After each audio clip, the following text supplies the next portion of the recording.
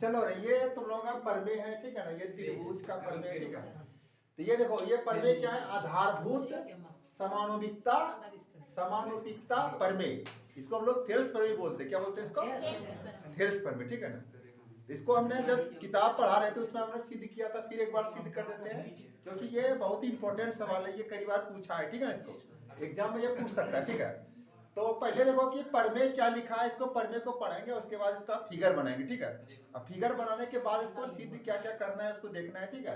तो लिखा है कि यदि किसी त्रिभुज की, ठीक है, एक त्रिभुज सबसे पहले बोल रहा है बनाने के लिए, किसी त्रिभुज की एक त्रिभुज बना दिए, समझ रहे हैं। इसका नाम दे देते हैं, क्या नाम देते हैं, ए बी सी।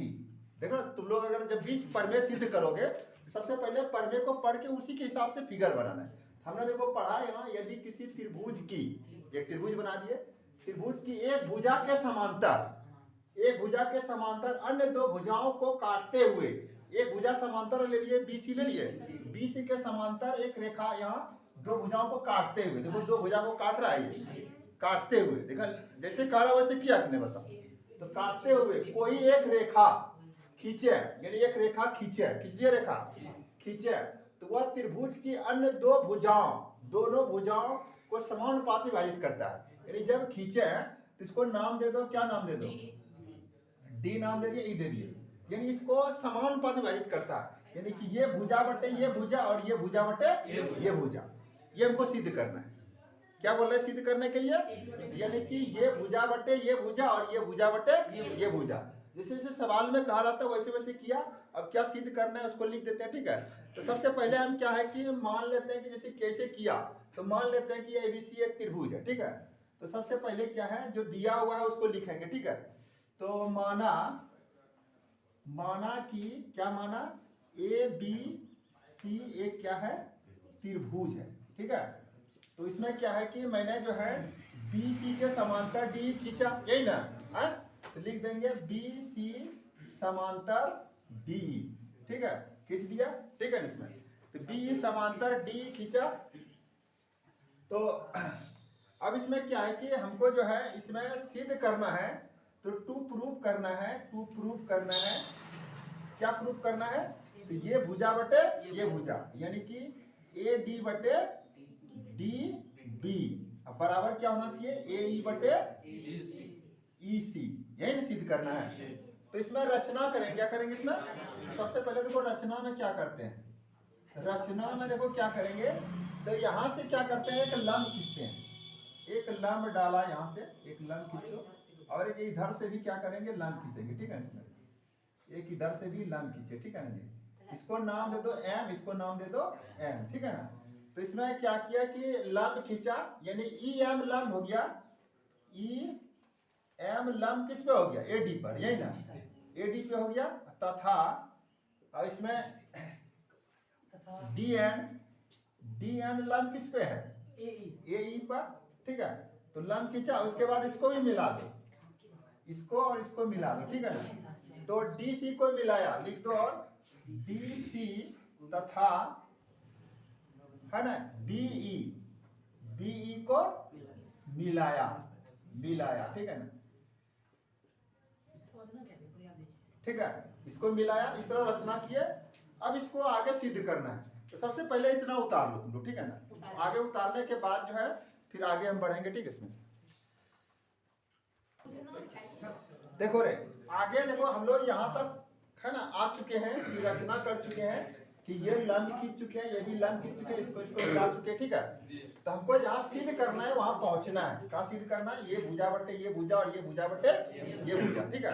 तो हम सारे को पहले क्या करते हैं, मिटा देते हैं, क्या करते हैं, इसको सारे मिटा दें, कोई दिक्कत नहीं, तो पूरे को मिटा देते हैं, सवाल को भी मिटा देते हैं, ठीक है। ये सवाल भी मिटा देते हैं,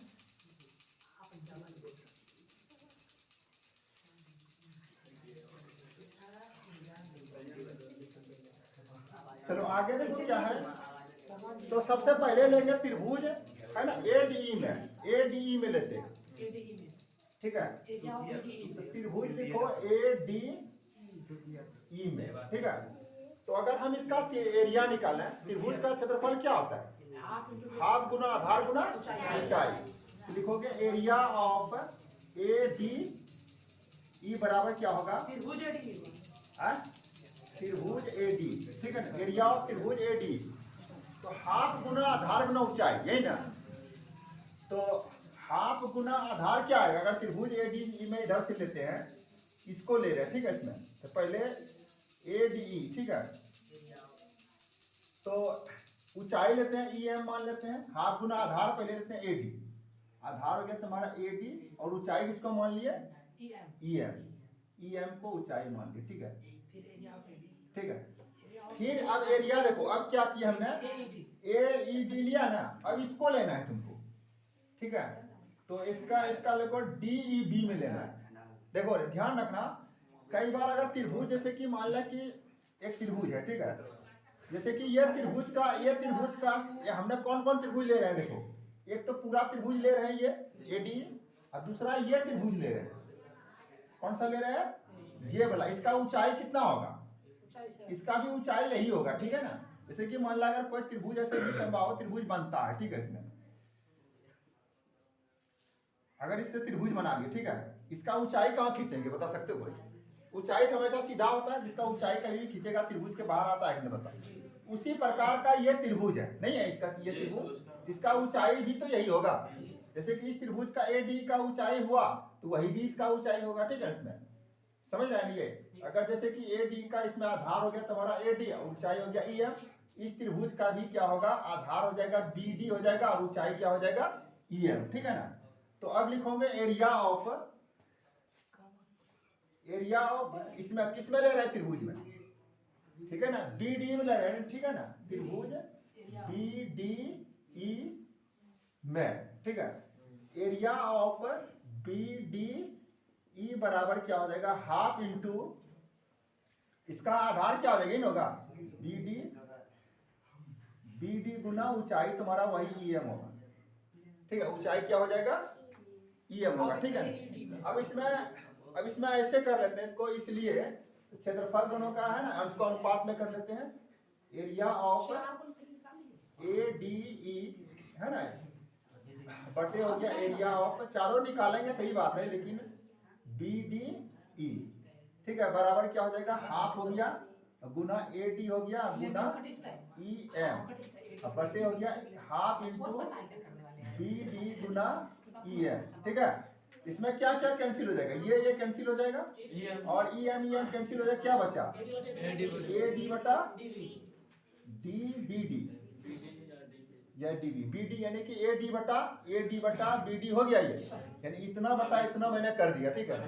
इसको क्या मान लेंगे, समीकरण फर्स्ट, क्या मान लेंगे इसको, समीकरण फर्स्ट मान ले, ठीक है।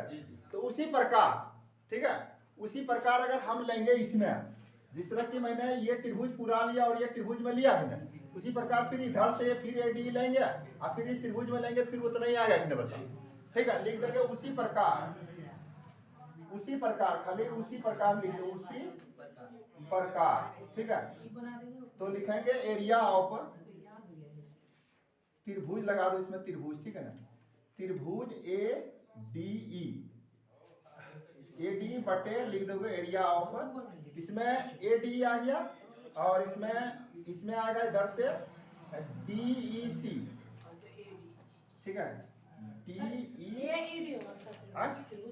पहले ए डी ऊपर लिखेंगे, ए डी लिखे, ए डी ई हुआ भी ना, तो फिर क्या होगा बताओ, अब इसमें क्या होगा, अब इसमें पहले इसको लंब माने थे, अब इसको लंब लेंगे, ठीक है। तो हाफ गुना आधार इसका हो जाएगा ए ई, और लंब क्या हो जाएगा ई एम, ये होगा, इसमें हो जाएगा हाफ हो जाएगा, कहाँ डी सी, डी ई सी, ठीक है ना, डी डी लिखा, डी ई सी हो जाएगा, ठीक है ना, ठीक है ना। देखो डी ई सी हो गया, तो हाफ गुना देखो इसमें क्या हो जाएगा, तुम्हारा लंब तो यही रहेगा ई एम ए ई, ठीक है ना, लंब इसमें रहेगा ई एम ही रहेगा, इसका आधार हो जाएगा ई सी, क्या हो जाएगा ई सी, और लंब हो जाएगा ई एम, ठीक है ना। इसमें देखो ये कट गया, और ये कट गया, क्या बचा, ए ई बटा क्या बचा, ई सी, ये न बचा, ये समीकरण सेकंड हो गया, क्या हो गया, ये समीकरण सेकंड, ए ई बटा ई, डी एन होगा, डी एन होगा, और डी एन होगा, ठीक है ना, ये गलती हो गया, ठीक है ना। तो ठीक है, यहाँ तो हमने लंब स्क्वायर लिया तो डी एन होगा, ठीक है, डी एन होगा और इसमें भी डी एन होगा, ठीक है, क्योंकि हमने जब ये त्रिभुज इधर से लिया, इधर तो पहले यहाँ लिया था ना, तो डी एन हो गया, ठीक है।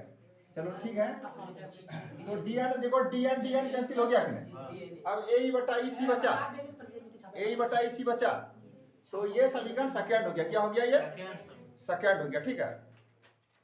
चलो अब आगे चले, हम मानते हैं, लिख देखो इसमें क्या है कि आगे क्या करना है कि इसका एरिया और इसका एरिया बराबर है तो क्यों है। देखो 9th क्लास में तुमने पढ़ा होगा, ठीक है। अगर मान ला कि एक समांतर चतुर्भुज है, ठीक है, समांतर चतुर्भुज है, तो इसमें क्या है कि मान ला कि अगर मान ला कि इसमें एक त्रिभुज ये हो गया तुम्हारा, एक त्रिभुज ये हो गया, ठीक है ना, और एक त्रिभुज ये हो गया, यानी कि समांतर चतुर्भुज के अंदर अगर कोई त्रिभुज हो, दो त्रिभुज हो और दोनों समांतर भुजाओं के बीच स्थित हो, तो दोनों का क्षेत्रफल क्या होता है, बराबर होता है। क्या होता है, ये हम जानते हैं, ये जो ना ये थ्योरम है और ये हमने 9th क्लास में पढ़ा होगा, ठीक है, सीधी क्या होगा, ठीक है ना। तो यहाँ लिखना है हमको, ठीक है, हम जानते हैं कि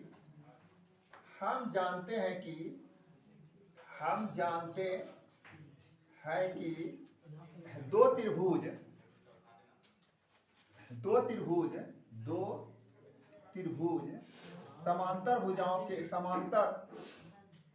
समांतर भुजाओं के बीच हो, दो त्रिभुज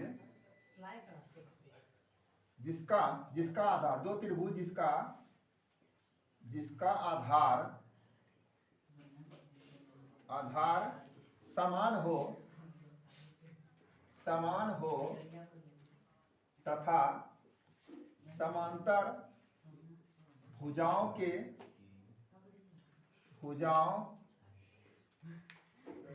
बीच स्थित हो तो उसका क्षेत्रफल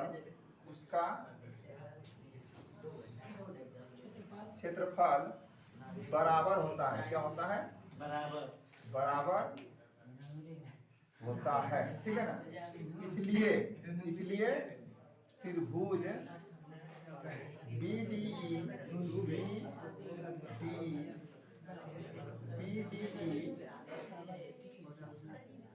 बराबर हो गया एरिया ऑफ त्रिभुज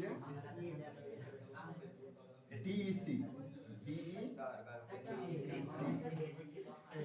ठीक है। ये समीकरण सेकंड है, थर्ड निकल गया। क्या निकल गया, ये थर्ड, ठीक है। चलो इतना उतारो पहले, ठीक है, इतना उतारो तुम लोग। अल्लाह नहीं, कोई शोर नहीं करेगा। देखो यहाँ क्या है कि हमको 3 समीकरण प्राप्त हुआ है, फर्स्ट, सेकंड और थर्ड। ये समीकरण थर्ड हो गया तुम्हारा, ये फर्स्ट हो गया, ये सेकंड हो गया और ये थर्ड हो गया। तो फर्स्ट सेकंड में देखो, फर्स्ट में देखो क्या निकला है, AD बटा BD, ये भुजा बटे ये भुजा, और सेकंड में AE बटा ये भुजा बटे, ठीक है। अब देखो इसका एरिया और इसका एरिया क्या है, बराबर है, समझ रहे ना। और ये तो इसको 2 बार एरिया निकाले हैं, इसका मतलब है कि इतना बटा इतना, इतना बटा इतना हो सकता है, बताओ। देखो ध्यान से कि ये एरिया और ये एरिया क्या है, बराबर है, दोनों का क्षेत्रफल बराबर है कि नहीं। और ये हमने 2 बार एरिया निकाला, इतना इसका एरिया बटा इसका एरिया बटा इसका, दोनों बराबर होगा कि नहीं, बताओ। तो खाली कुछ नहीं लिखना है, फर्स्ट सेकंड और थर्ड के प्रयोग से। क्या लिखेंगे, फर्स्ट सेकंड और थर्ड के प्रयोग से इतना बटा इतना हो जाएगा, ठीक है ना। फर्स्ट सेकंड और थर्ड देखेंगे, समीकरण फर्स्ट सेकंड तथा थर्ड के प्रयोग से, ठीक है। तो AD बटे BD हो गया, अब बराबर हो गया AE बटे EC, ठीक है। ये प्रूव्ड हो गया तुम्हारा, ये प्रूव करना है, ठीक है। इसमें